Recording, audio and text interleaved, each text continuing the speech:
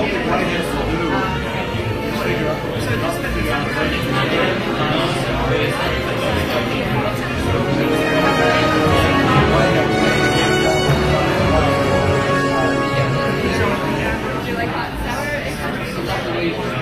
down the end.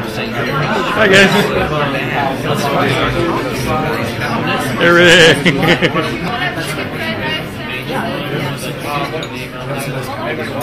He recorded us for weeks about September 16th. I'm sorry. This is what astrologers look like when they eat.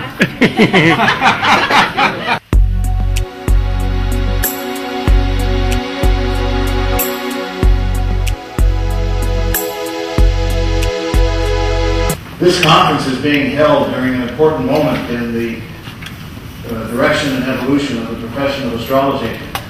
As you can see today, we have a triple conjunction of Uranus and the North Node joined by Mercury, all in the 17th degree of Pisces. Here I am, an astrologer of 40 years, having just passed my second Saturn return. Unbelievable. Talking to a group of astrologers, probably half of you are still wondering about the importance of your first Saturn return the last couple of years. Uranus, then, is the urge to live these principles. It is where you become the icon. So right now we're in these Uranian times where there's a lot of inspiration, a lot of opening, a lot of experimentation, a lot of protest, a lot of new ideas, very creative time. You know, people are so restless now. They can't sit on their 9-to-5 job. They want to do something else. At least that's my experience.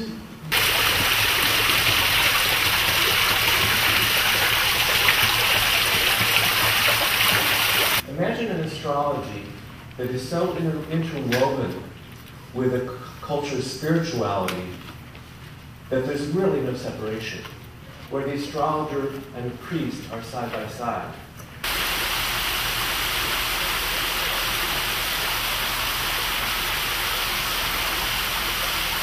If you're on a major line, a really important concept is that this planet, when you go to that line, it will give you the results of the birth chart. Everything in the Western chart, throughout whatever tradition you want to look at, everything in the Vedic chart. That planet is connected to certain functions, certain energies, certain possibilities, certain likelihoods. Those things will happen at that place. It's a lot like wearing a Vedic gemstone.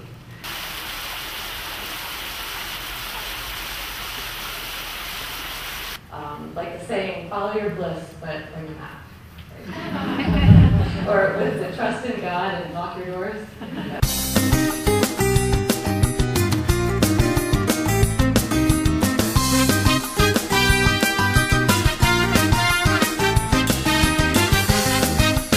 What's called the time blur technique. I'm going to be talking about Hellenistic astrology.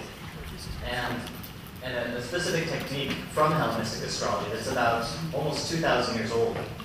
And for the astrologers of my generation who've been bellyaching about where are the young astrologers, and I've been saying, well, you know, they're out there, they're studying.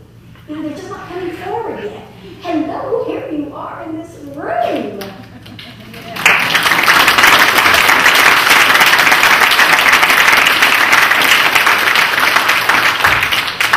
Through the process of a transit, the actual visceral lived experience is one of the best features.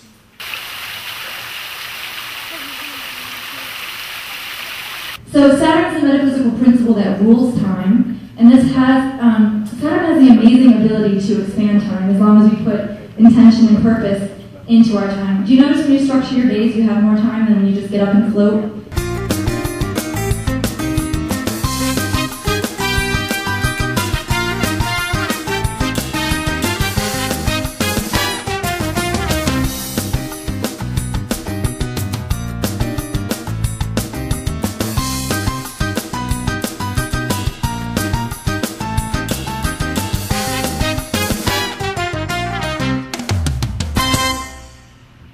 Neptune, then, the next step is where your individuality is understood to be part of a larger process. and you merge and join with others or the other to create a different kind of consciousness.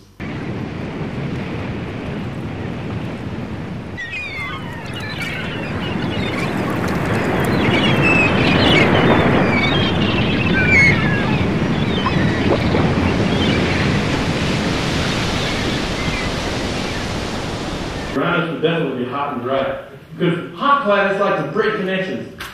You can use these in your transit work. You know, when Uranus is coming by, it's trying to heat things up, it's trying to raise the energy. That's all hot planets do. And then, as opposed to cold, it would lower the, like the moon and Neptune are very.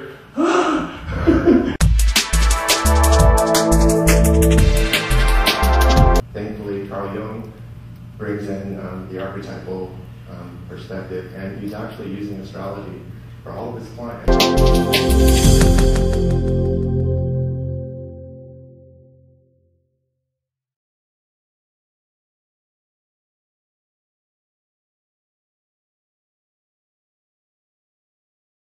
And the horoscope column is where people go in the daily papers and the weekly magazines to find out a little bit about their life and their connection.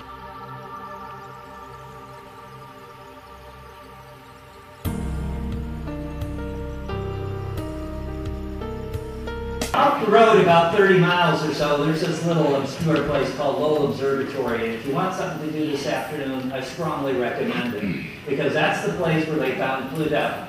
And up there, they're not pleased about all of the recent going-ons that have taken place astronomically. The world soul, or anima mundi, has various expressions. The highest spiritual ecstasies as well as the darkest nights of the soul.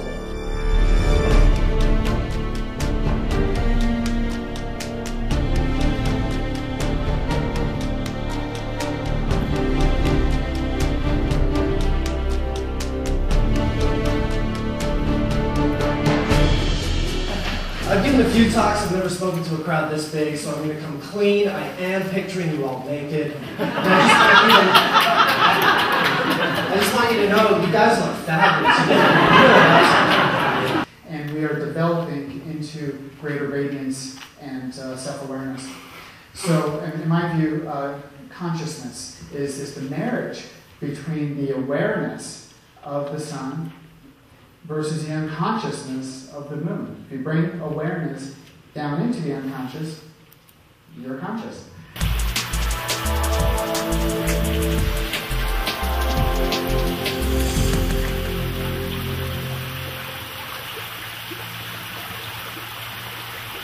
And at this point, we arrive at Pluto again. At this point, on the way out of evolution, we begin to identify with all that is, the power that is larger than all.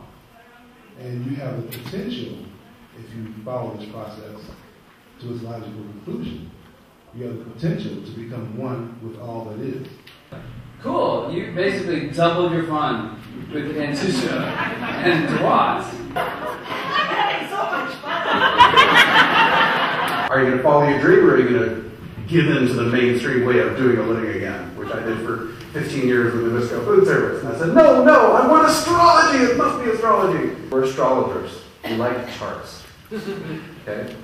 And that's what we're strong at. We read charts. That's what we spent years learning how to do. Why not read a chart, right? So, when you relocate a chart to a place, you're basically keeping the same moment in time and just changing the latitude and longitude. And so that the rising will change if you go far enough and so forth. We are infinite beings having an egoic experience. The infinite self, the spiritual self, truly knows what you are doing and where you are going. And it is the ego that doubts and questions and becomes attached to what happens in the story.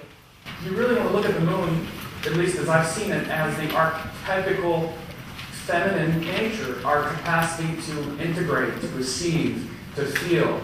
And that quality of integration is very important in Vedic teaching, because in many ways this is why we suffer in life.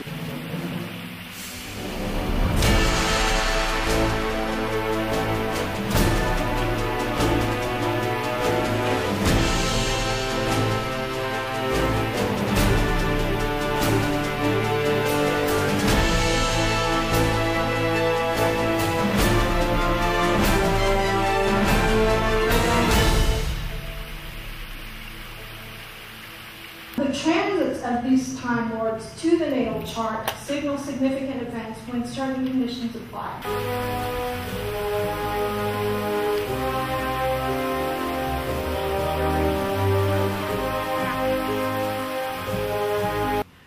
At any of these junctures, the moon's at an extreme. If it's at 0 degrees north, the north node, it's at 0 degrees latitude, and it's going to start increasing in north latitude until it hits the north bendings.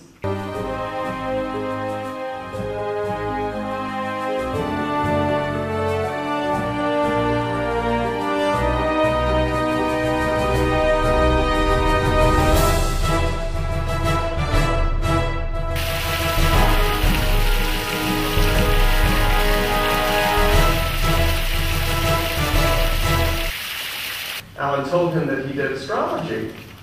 And this old wise man looks at Alan and he says, "Oh, would you do my chart?" And Alan looks at him and goes, "But sir, our cosmologies are totally different, you know." And the old astrologer looked at him and says, "Don't you understand, my son?" He says, "Life is all the same image. It's just seen through different lenses. So how focused is your lens?"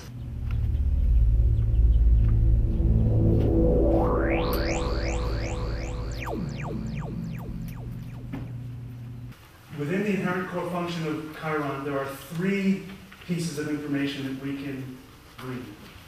In the ancient world, when a person was ill and ordinary means of healing weren't effective, there was the belief that the illness had been sent by one of the gods who had been offended in some way. Astrology and any system of divination works with that portion of our natural, God-given, by design, intelligence that perceives the connections between all of the parts, the relationship between all of the parts, and the exchange of energy between all of the parts. Our intuitive mind works by rendering all of our experience into a destructible whole, doesn't it?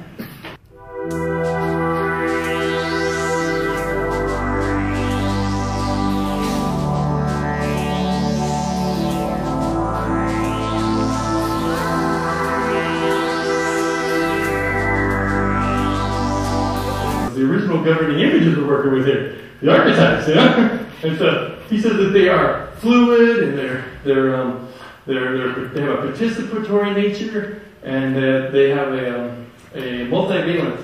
I like the word multivalence.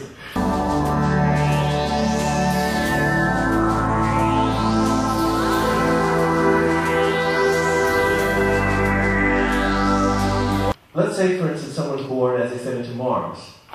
Well, then after a certain age, depending on how far into Mars they were born, they'll enter the Rahu period, the North Node period. Then after that, they'll enter the Jupiter period. Then after that, they'll enter the Saturn period. Then after that, they'll enter the Mercury period. Someone else may be born into Venus, and at the beginning, so they'll have 20 years of Venus, and then 6 years of the Sun, and then 10 years of the Moon. Venus makes 5 retrogrades in an 8-year period. It also makes 5 superior conjunctions in an 8-year period. And as you can see, this isn't devil worship here or anything. This is what the cycle ultimately looks like. Somewhere deep in their heart of hearts, they believe the wrong place is the right place, and they haven't been able to get out of that programming. That's actually the fundamental cause of people having miserable lives. Saturn in the daytime chart or Mars in the nighttime chart would be much more positive and useful and cooperative in a person's life. But conversely, when a malefic is not of the second favor, it is a lot more cranky. It's in a bad mood. If everything is the same thing, then there'd be nothing, right? You wouldn't be able to distinguish anything from anything. And Saturn is in charge of limit, division. It's what separates me from you and allows me to perceive other objects in the world.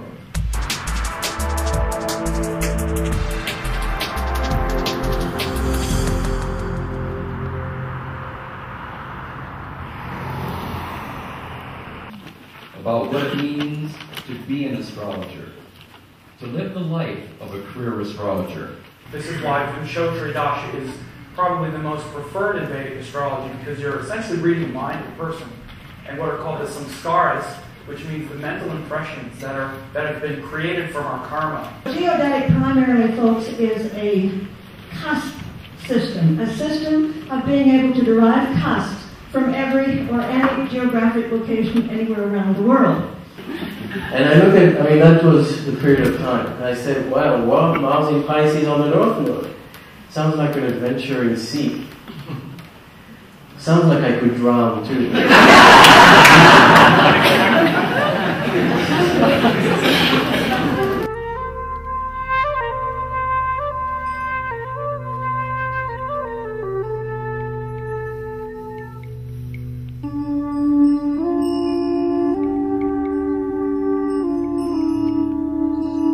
People are seeking information in a divinatory form. You basically go in the spirit of divination. Let's see what it says today. And that writer is kind of your oracle. So you have to be a bit of an oracle to do this and feel safe and be bold enough to be an oracle for many people. Astrology establishes a link between the inner and the outer, and between the upper and the lower worlds.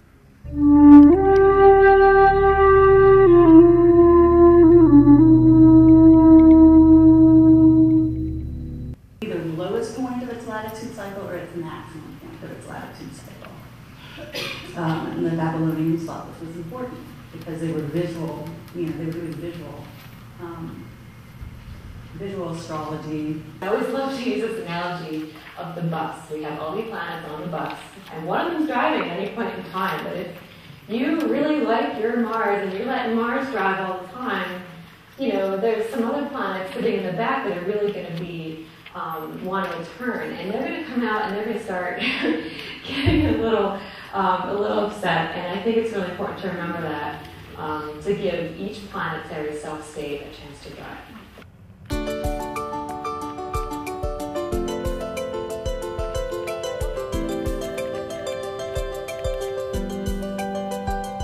And that's sort of evolved. And once you've led for a while and you become, a really inspired leader, you find your own unique pioneering style. You become the pioneer trailblazer, and then finally, the spirit. This is the collective. This is the inspired collective, and then the spirit descends. You become the hero, the champion, and that's the true area.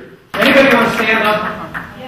Shake your hands around. Pretend you're counting these steps for a second. So the problem is that we don't make time for the metaphor or the inward experience because we are, as T.S. Eliot again so aptly put, distracted from distractions by distractions.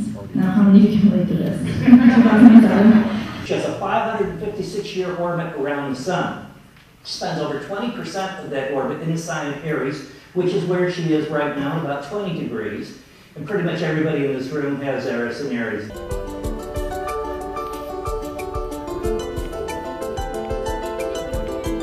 So yeah, when you find good planets, if you can get them to intersect any which way you can, great. Go for it. And so I just want to say that with those local space lines, it's not relevant. It's not necessarily specific to an angle like an astrocartography line will be. So a Venus midheaven line might be more about your work. It might be more about having opportunities in your work and that sort of thing. Whereas that Venus local space line is more of just the general indication of Venus, which means the natal situation for that Venus is.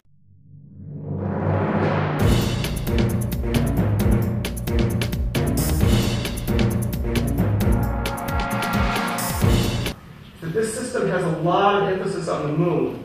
So wherever the moon is in your Vedic chart, that particular house it's placed in, aspects to that moon, are going to have a strong impact on not only how you perceive the world, but also how you move in the world. And we could say even the moon in Vedic astrology has some connection with desires too, what you desire. So if the moon's in the 10th house, it's going to be a strong career interest. That the birth wound is actually the cutting off of the cord. Thank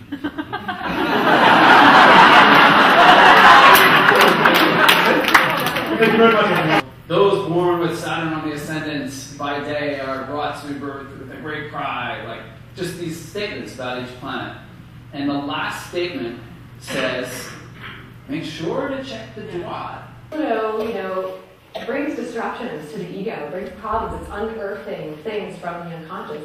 We can look at them as problems, or we can look at them as opportunities to fix things for deep transformation. So, after we've felt something and experienced something, then we try to integrate that into our being because we want to feel whole. And that's why we suffer in life, is because we don't feel whole. We feel fragmented. The moon tries to allow us to feel whole. It senses a unity in all things, and then when we're not flowing with that unity, we suffer, and we want something to make us feel whole. And in the Greek cosmology, they occupied the space beneath the realm of planetary gods and that of Earth. And it was believed that it was the diamonds who would carry messages back and forth between gods and humans. But tell me, how old are you? That's not your age. It's simply the number of orbits you've made around the star. You've made many orbits around other stars, like a timeless electron zipping around an atomic nucleus. You are infinite, and if you argue for your limitations, you get to fight it. But if you discover your possibilities, you get to create them. The astrologer is a choice revealer, not the choice maker. This distinction between matter and form is very, very important in understanding the chart in this way. So, if the houses are the matter, the planets are the form.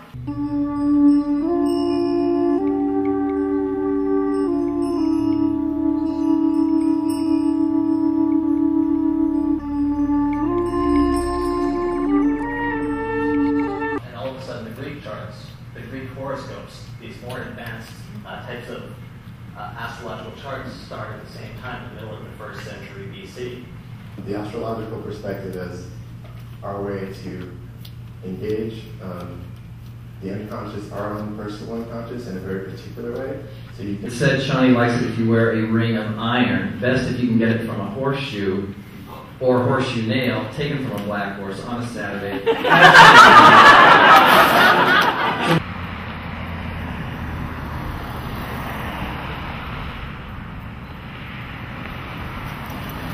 Ahead here, the next Mars retrograde, the Beatles wind up releasing what will be, they actually recorded this single during Venus retrograde, so great art can be made during Venus retrogrades, but during the Mars retrograde they released their first, not their first single, it's their second single, but it's the first one that's going to go to #1 in the charts and kick off what will become known as Beatlemania. The same retrograde, they also recorded what will be their first album. You're going to see most of their albums have been done either recorded during Sun-Mars conjunctions or Mars retrograde. So during this Mars retrograde, they recorded their first LP over the course of the day.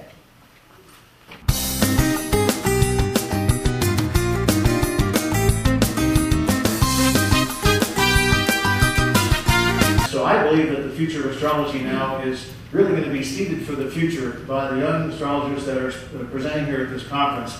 And this is going to be in effect now for the next 15.5 years. Vedic astrology is based on the sidereal zodiac. So it's based more on an astronomer's point of view.